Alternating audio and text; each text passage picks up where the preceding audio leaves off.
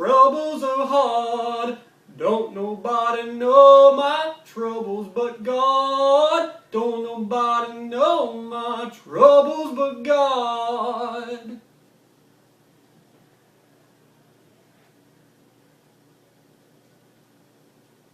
You know, the funny thing is, I'm an atheist.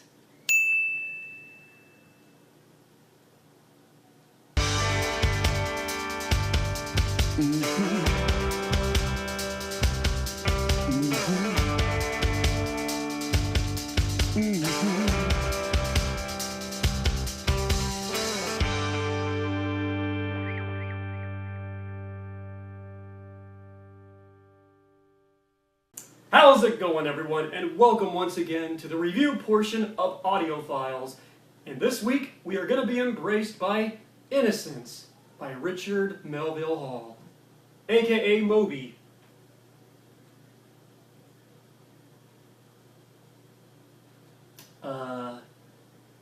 Keep going, or since usually this is when we cue the album cover, and it seems to be belated for some reason. You're not gonna do this to me this week. Don't think I didn't see the tape. I mean, what that was just complete and utter fucking.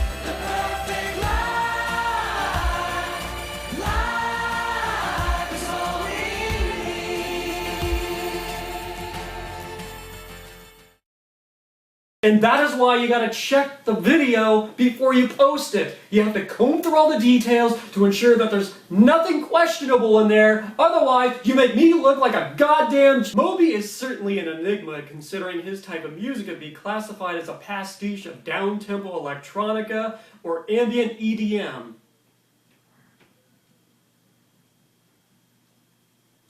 Do you really think that's necessary? I think everybody knows what EDM stands for.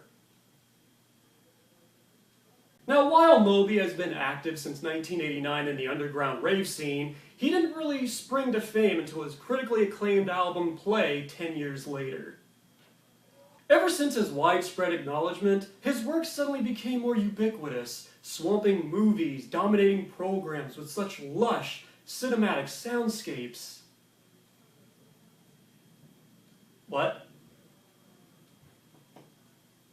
Once the spotlight started to fade, Moby quietly persevered throughout the 2000s, releasing a slew of albums that didn't really garner that much attention.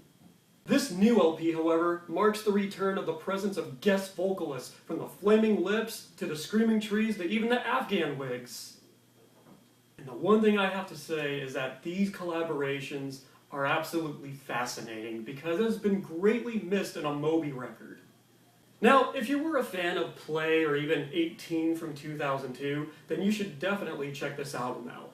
Each track is a beautiful transition into the next and perfectly showcases Moby's versatility and his talent. Good selection.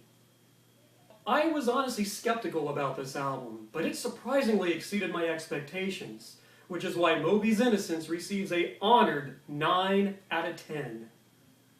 Have you ever listened to his late 80s, early 90s material? It's in a completely different dimension than his recent stuff. It's music that complemented the stylings of, say, 2 Unlimited or CNC Music Factory. Wow, for a second there I can't believe I was almost nostalgic for early 90s high-energy techno.